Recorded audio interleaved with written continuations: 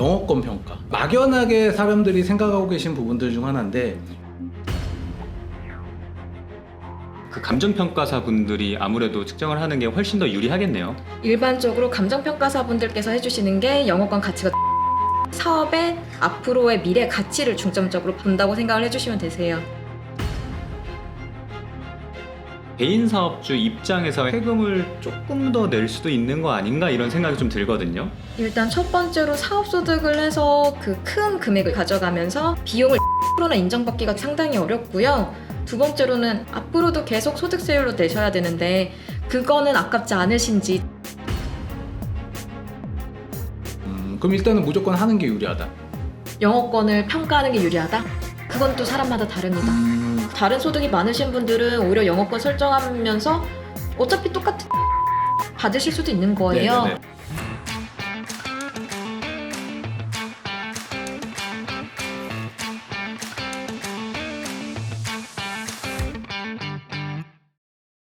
네, 안녕하세요. 오너스 경영연구소의 조 팀장입니다. 네, 안녕하세요. 김희사입니다. 네, 오늘은 저희 오너스 경영연구소의 자문 파트너스 정초은 세무사님을 모셨습니다. 네, 안녕하세요. 정춘 세무사입니다. 네, 세무사님 안녕하세요. 일단 뭐 세무사님 제가 오늘 처음 뵀는데 저는 네. 개인 사업자에서 법인으로 전환하는 과정 안에서 제가 궁금했던 부분이 좀 있거든요. 네네. 근데 그 궁금했던 부분들 중 하나가 영어권 평가. 이 얘기를 가끔 들어요, 솔직히. 네. 그러니까 막연하게 사람들이 생각하고 계신 부분들 중 하나인데 이 부분의 정리가 조금 한 번 좀 필요할 것 같아요. 영어권이라는 건요, 정말 간단하게 권리금 같은 걸로 생각해 주시면 되거든요. 네네. 그 사업주의 영업에 대한 가치, 네. 그 사람이 얼마나 좋은 거래처를 갖고 있고 매출이 얼마나 나는지, 네. 그리고 사업용 자산을 얼마나 갖고 있는지 이런 걸 종합적으로 평가하는 거라고 생각을 해주시면 됩니다. 네네. 영어권을 지금 뭐 얘기를 할 때 어떻게 평가를 하냐라고 물어보시는 분들도 계세요. 네. 그 평가하는 뭐 방법이 또 여러 가지가 있나요, 혹시?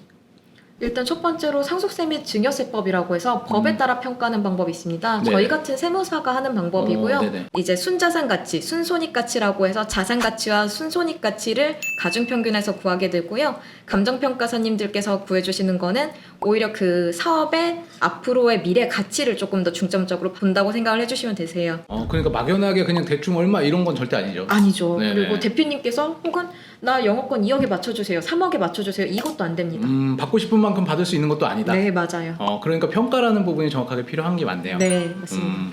그러면은 그 감정평가사 분들이 아무래도 측정을 하는 게 훨씬 더 유리하겠네요. 일반적으로 감정평가사분들께서 해주시는 게 영어권 가치가 높습니다. 법인 입장에서의 혜택이 있고 또 개인 입장에서의 혜택이 있잖아요. 개인 사업주 입장에서의 혜택과 또 납부해야 되는 세금에 대해서 또 설명해 주시면 좋을 것 같아요.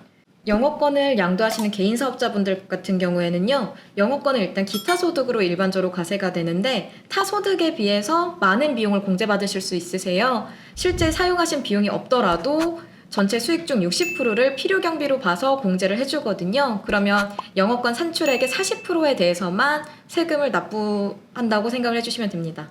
그럼 오히려 세금을 조금 더 낼 수도 있는 거 아닌가 이런 생각이 좀 들거든요. 그래서 영업권 설정을 또 당장의 세금 때문에 또 기피하는 사례는 혹시 없는지 이것도 좀 궁금해요.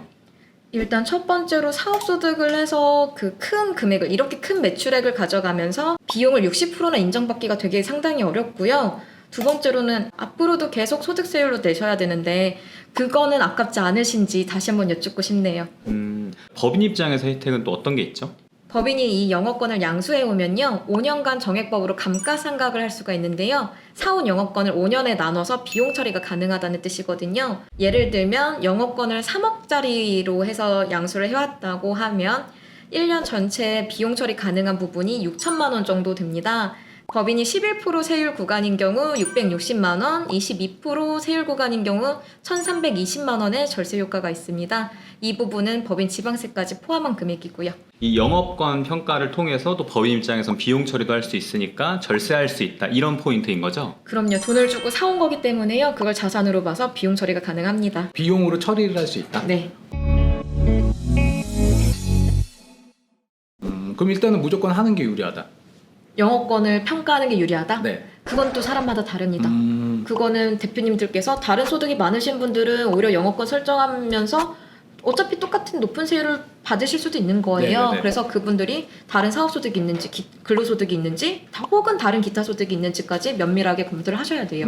그러면 일단은 그것도 결국은 대표의 컨디션, 그럼요. 그 대표의 컨디션에 따라서 변경을 하셔야 된다. 네. 그러니까 이런 부분이 되게 중요한 것 같아요. 이 컨디션이라는 게 다 다른데 똑같은 솔루션을 제공을 하는 부분들 때문에 피해를 많이 보시는 것 같아요, 최근에. 그렇죠. 정형화된 솔루션을 제공하면요, 올바른 컨설팅으로 이어질 수가 없어요. 그 대표님들의 상황, 그리고 사업의 업종이라던가 사업이 업력이 얼마나 됐는지, 매출은 얼마나 됐는지, 자산 구성은 어떤지에 따라서 컨설팅이 다 다르게 나가야 되거든요. 그죠. 그러니까 그런 부분에 있어서 전문가라는 영역이 분명히 존재하는 거고, 네. 그렇게 도움을 드렸을 때 훨씬 더 뭐 텍스 플래닝 자체가 정상적으로 이루어질 수 있는 부분이라는 거죠. 네, 맞습니다. 오늘 이렇게 종합적으로 얘기를 듣다 보니까 영업권 평가라는 거는 반드시 활용을 하셔야 되시고, 근데 또 급여 설정과 기타 소득 어떤 선상을 잘 맞춰주면 이거만큼 또 절세 효과를 누릴 수 있는 게 없는 것 같아요. 그럼요. 그 기타 소득, 사업 소득, 근로 소득 이 다양한 소득을 비율을 어떻게 산정할지를 제대로 검토를 받으시고 진행하시면 정말 파워풀하게 절세하실 수 있습니다.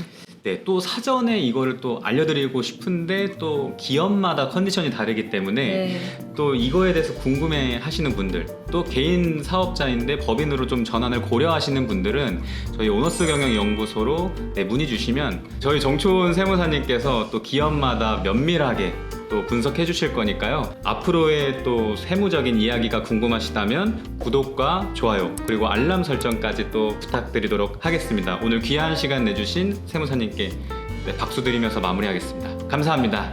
감사합니다.